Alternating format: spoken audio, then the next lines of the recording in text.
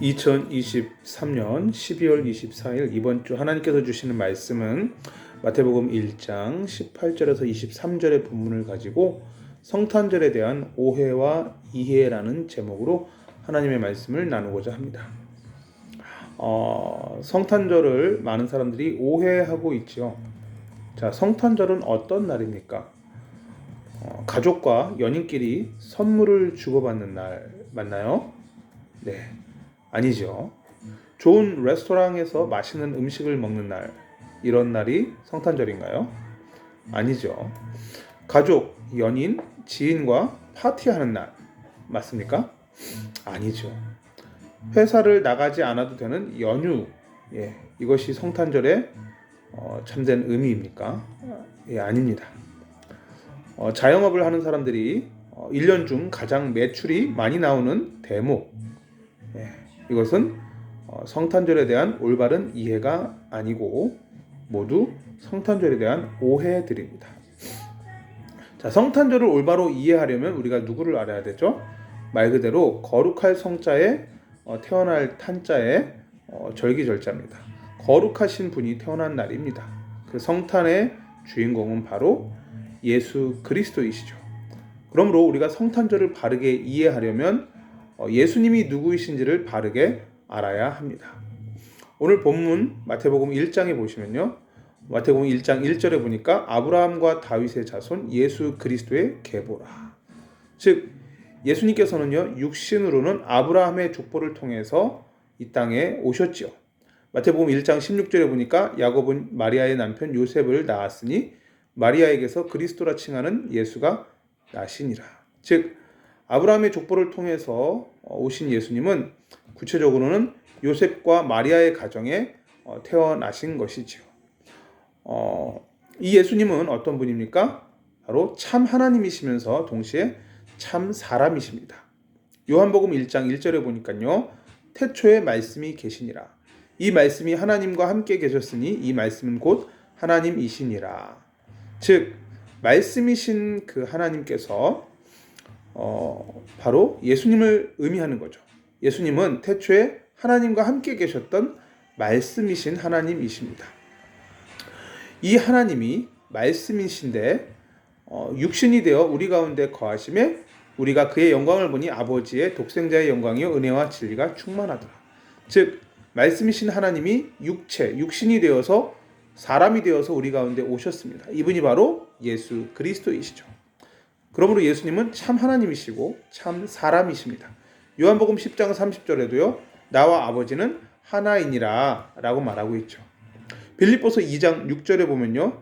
그는 근본 하나님의 본체시나 하나님과 동등됨을 취할 것으로 여기지 아니하시고, 즉 예수님은 하나님이신데 동등됨을 취하지 아니하시고 사람, 육신이 되어서 이 땅 가운데 찾아오셨습니다.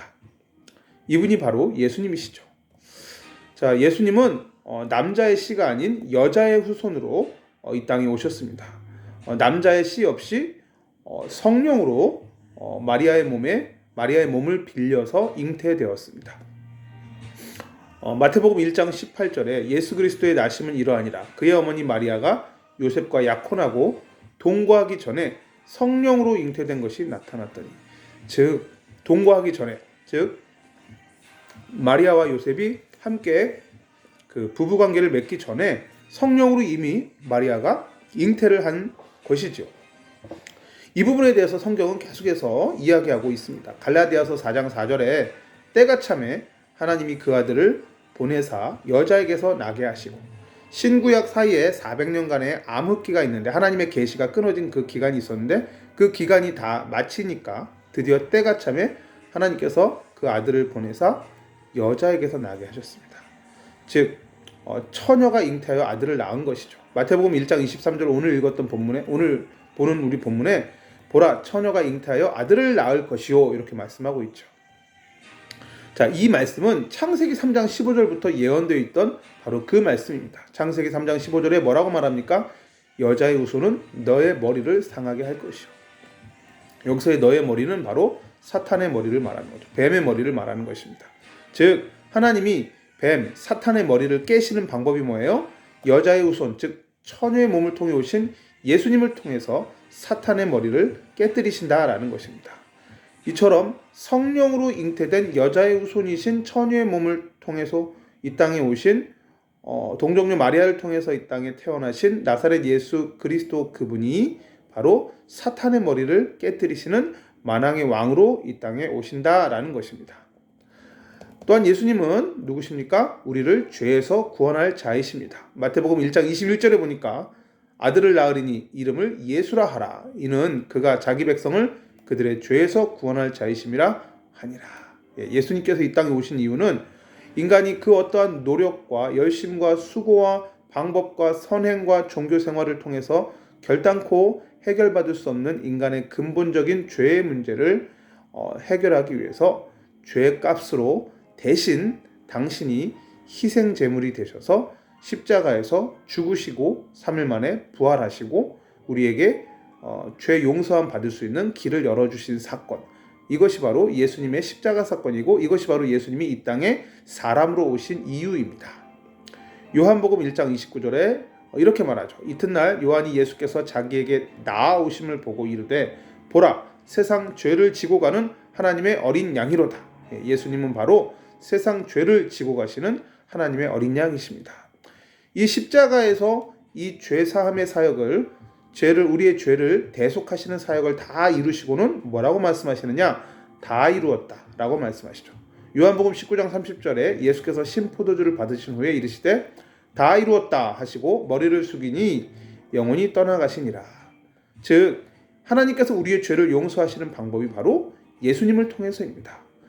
이 예수님이 바로 성탄절의 주인공이십니다. 예수님이 이 땅에 성탄절에 왜 오셨습니까? 우리를 죄로부터 구원하기 위해서, 우리를 공격하는 속이는 사탄의 머리를 깨뜨리시고 승리하시기 위해서 참 하나님이신 그분이 참 사람이 되어서 이 땅에 찾아오신 것입니다. 참 사람으로 오시기 위한 계보까지도 미리 예언되어 있었는데 그것이 바로 아브라함과 다윗의 자손 예수 그리스도의 계보이죠. 처녀의 몸을 통해서 오신다고 하셔서 마리아의 몸을 빌어 이 땅에 오셨습니다. 그 예수님은 또한 임마누엘로 찾아오셨습니다. 마태복음 1장 23절에 보라, 처녀가 잉태하여 아들을 낳을 것이요 그의 이름은 임마누엘이라 하리라 하셨으니 이를 번역한즉 하나님이 우리와 함께 계시다 함이라. 이사야서 7장 14절에도 동일한 말씀이 기록되어 있죠. 그러므로 주께서 친히 징조를 너희에게 주실 것이라. 보라, 처녀가 잉태하여 아들을 낳을 것이요 그 이름을 임마누엘이라 하리라. 즉 임마누엘의 뜻은 뭐냐면 하나님이 우리와 함께 계시다라는 뜻인데, 창세기 3장의 선악과 사건 이후로 하나님을 떠난 인간에게 하나님께서 다시 인간과 함께하기 위한 그 길로서 예수님을 이 땅에 보내주신 것입니다. 그러므로 누구든지 예수님을 믿는 자에게는 하나님이 인격적으로 만나주시고 찾아와 주십니다. 예수님을 통해서 우리는 창조주 하나님과 영원히 함께하고 동행할 수가 있습니다. 그렇게 이 땅에서 하나님과 동행하다가 하나님께서 부르시는 그날에 우리는 천국으로 입성하는 것이죠. 그래서 죽음을 뭐라고 표현합니까? 부를 소자에다가 천국, 하늘 천자 써서 하늘에서, 천국에서 부름을 받았다 이렇게 표현하죠. 그래서 소천이라고 합니다. 그것이 기독교 신앙이죠. 그래서 하나님께서 우리와 영원히 함께 하시는 방법이 바로 임마누엘로 오신 예수님을 통해서입니다. 이 하나님과 함께하는 길을 열어주시기 위해서 이 땅에 사람으로 오신 예수님이 언제 오셨느냐? 성탄절 즈음에 해서 오셨습니다. 그래서 성탄절이라는 날을 하루 정해서 우리가 특별히 축하를 하는 거죠. 정확하게 12월 24일 밤 지나서 25일 날 딱 오신 것은 아니죠. 그렇지만 우리가 어떤 역사 가운데 한 날을 정해서 그렇게 축하를 하는 겁니다. 이 예수님은 어떤 분이십니까? 바로 우리 인생의, 저와 여러분들의 주인 되십니다. 요한복음 20장 28절에 도마가 대답하여 이르되 나의 주님이시여 나의 하나님이시니이다. 빌립보서 2장 11절에도 모든 입으로 예수 그리스도를 주라 시인하여 하나님 아버지께 영광을 돌리게 하셨느니라. 저와 여러분들의 인생의 주인은 누구입니까? 예수님 맞으십니까? 예수님이 여러분 인생의 주인이시고 여러분 인생의 하나님 되십니까? 그러한 고백이 여러분들의 진정한 고백이 되시기를 바랍니다. 지금 제가 말씀을 나눈 이 부분이 바로 성탄절을 올바로 이해한 것이죠. 자, 오늘 말씀을 조금 정리해 볼게요. 제가 오늘 크게 두 가지를 말씀드렸습니다. 첫 번째는 뭐냐면 성탄절에 대한 오해, 두 번째는 뭐냐면 성탄절에 대한 이해였습니다. 성탄절에 대한 오해는 뭐예요? 뭐 가족과 연인끼리 선물을 주고받거나 좋은 레스토랑에서 맛있는 음식을 먹거나 파티를 하거나 뭐 쉬는 어떤 뭐 휴일이라는 개념이라든지 뭐 아니면 장사가 잘 되는 날, 이런 것은 성탄절에 대한 오해입니다. 내지는 이거는 성탄절에 부차적으로 일어나는 현상일 뿐이지 이것이 성탄절의 본질은 아니라는 것입니다. 성탄절에 대한 올바른 본질, 올바른 이해는 무엇이냐? 바로 예수 그리스도의 태어나심이라는 것입니다. 그러면 그 예수님이 누구인지를 우리가 바르게 아는 것이 바로 성탄절을 바르게 이해하는 것이 되겠죠. 이 예수님은 육신으로는 아브라함의 족보를 통해서 요셉과 마리아의 가정에서 태어나신 참 하나님이시고 참 사람이시고, 이분은 성령으로 잉태되어서 남자의 씨가 없이 여자의 후손으로 이 땅에 오셨고, 처녀의 몸을 빌어서 마리아의 몸을 빌려서 이 땅에 오셨고, 오셔서 우리의 죄를 구원하시고 우리를 죄로부터 구원하시고 사탄의 권세를 깨뜨리시고 하나님과 함께하는, 하나님 만나는 길이 되어 주셨고, 이분은 우리 인생의 주인이십니다. 이게 간단하게 오늘 메시지를 다시 한번 정리한 내용입니다. 이것이 바로 성탄절에 대한 올바른 이해가 되겠죠. 자, 그럼 오늘 말씀을 조금 이제 마무리를 하자면, 자, 우리가 성탄절에 대해서, 예수님의 탄생에 대해서 올바로 이해했다면, 조금 바꿔 말해서 예수님이 누구이신지 올바르게 이해했다면, 이제는 우리가 무엇을 해야 되느냐? 우리가 예수님을 전해야 된다라는 것이죠. 자, 동일 언어와 동일 문화에서 예수님을 전하는 것을 전도라고 한다고 제가 몇 번 말씀드렸습니다. 그렇다면 다른 언어와 다른 문화에서 예수님을 전하면 이것은 선교가 되겠죠. 제가 예를 하나 들어드리겠습니다. 여러분이 한번 맞춰보시기 바랍니다. 만약에 해외에서 거주하는 한국인에게 복음을 전한다면 이것은 전도일까요? 선교일까요? 네, 이것은 전도가 됩니다. 왜 그렇죠? 아무리 해외에서 거주하고 있다 할지라도 동일 언어에 동일 문화권에 복음을 전하는 것이기 때문에 이것은 선교가 아니라 전도가 되는 것이죠. 이것 조금 더 구체적으로 조금 전문적인 용어를 사용해서 이야기한다면 이것은 바로 해외 교포들을 위한 목회 사역이 되는 것입니다. 그래서 이러한 사역에는 목회자가 필요한 것이지요. 두 번째 예로서 만약에 국내에 거주하고 있는 외국인들에게 복음을 전한다. 그러면 이것은 전도에 해당됩니까? 선교에 해당됩니까? 이것은 선교에 해당됩니다. 왜 그렇죠? 비록 대한민국이라는 어떤 한국인이 사는 그러한 곳에 살고 있지만 이 사람들은 다른 언어와 다른 문화권에서 살고 있기 때문에 그렇습니다. 이것은 조금 더 전문적인 용어로 말하면 국내 외국인을 위한 선교 사역이 되는 것이죠.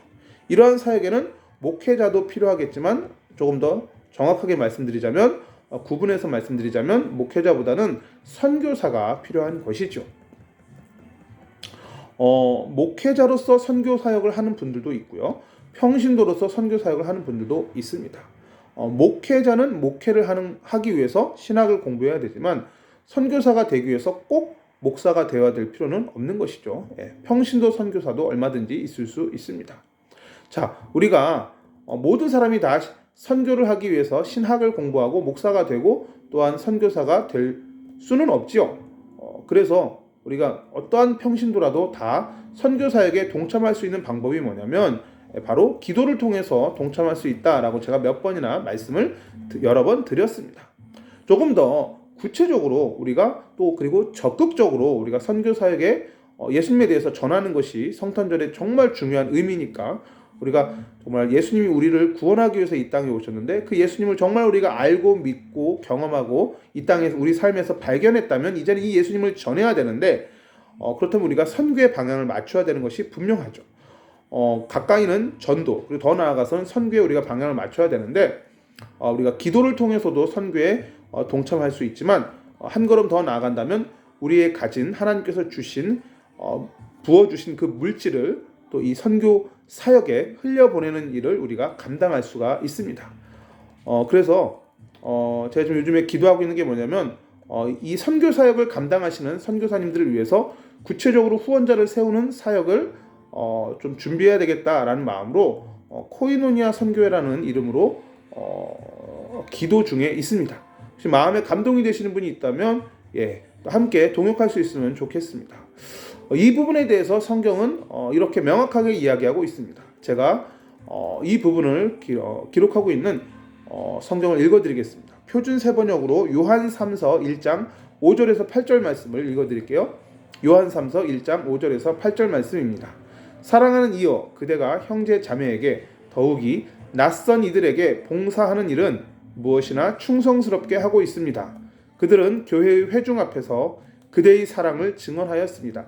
그대가 그들을 하나님께서 보시기에 합당하게 잘 보살펴서 보내는 것은 잘하는 일입니다. 그들은 그리스도의 이름을 전하려고 나섰는데 이방 사람에게서는 아무것도 받지 않았습니다. 그러므로 우리가 그런 사람들을 돌보아 주는 것이 마땅합니다. 그래야만 우리가 진리에 협력하는 사람이 될 것입니다. 여기 보면요, 분명히 목회자에 대한 이야기가 아니라 선교사에 대한 이야기라는 것을 우리가 알 수 있습니다. 만약에 한 지역에서 터를 잡고 복음 사역을 하는 목회자라면, 교회 공동체를 세워가는 목회자였다면 그 교회 공동체가 어느 일정 단계가 되면 자립하는 단계가 될 것이고, 그렇다면 그 성도들의 헌금으로도 그 교회에 사역하시는 담임 목사님의 생활을 충분히 책임질 수 있었겠죠. 근데 여기 이 요한 3서 1장 5절에서 8절에 보면요, 뭐라고 표현을 하고 있냐면 낯선 이들이라는 표현이 나옵니다. 즉 개교에 있던 성도님들이 잘 알지 못하는 사람을 말하는 거죠. 왜 잘 모르겠어요? 선교지에 있던 사람이 잠시 들어왔기 때문에 잘 알 수가 없는 거죠. 그대가, 여기서 그대는 가이오인데요, 가이오가 그들을, 이 선교사님들을 하나님께서 보시기에 합당하게 잘 보살펴서 보냈다라는 것입니다. 이것이 바로 잘하는 일이다 라고 성경은 기록하고 있습니다. 자, 이 그들, 이 선교사님들이 무슨 일을 하고 있습니까? 그리스도의 이름을 전하려고 나섰다라고 나오죠. 그죠? 언어와 문화가 다른 이방 세계로 그리스도의 이름을 들고 나갔는데 그 이방 사람에게서는 아무것도 받지 않았습니다. 그렇죠. 받을 수가 없겠죠. 선교지에 가서 언어 배우고 문화 배우고 그들과 사귀어서 이제 그들을 섬기는 과정 가운데 예수님 전하고 있는데 그 이방 사람들이 이 선교사님들의 생활을 책임질 수는 없는 것이죠. 그러므로 우리가 그런 사람들을 돌봐주는 것이 마땅합니다. 즉 후방에 있는 교회에서, 본국에 있는 교회에서 그 교회의 공동체가 이런 사람들을 돌봐주는 것이 마땅한 것이고, 그래야만 우리가 진리에 협력하는 사람이 될 것입니다. 진리는 바로 복음이죠. 예수 그리스도입니다. 우리가 예수 그리스도를 바르게 알고 믿고 고백했다면, 그리고 그 예수님의 십자가 사랑을 정말로 경험하고, 그리고 그분이 나와 함께 하시고 내 인생의 주인이라는 것이 매 순간 삶에서 경험되고 고백되고 체험되고 있다면, 우리는 이 요한 3서 1장 5절에서 8절의 말씀에도 믿음으로 반응해야 된다라는 것입니다. 이 본문은 나하고는 상관없는 본문이야 라고 그냥 넘어갈 수 없다라는 것이죠. 그래서 이 말씀 그대로 우리가 순종하는 모든 성도님들 다 되시기를 살아계신 주 예수 그리스도 이름으로 축원을 드립니다. 오늘 말씀 성탄절에 대한 말씀입니다. 성탄절에 대한 오해와 이해라는 제목으로 말씀을 나누었는데요, 제가 마지막에 이 성탄절을 바르게 이해했다면 이제는 성탄절의 주인공으로 오신 예수님을 이 땅에, 그리고 이웃에게, 전 세계에 전해야 되고, 그러한 사역을 감당하는 선교사님들을 돕는 것까지도 우리가 해야 된다라는 말씀을 나누었습니다.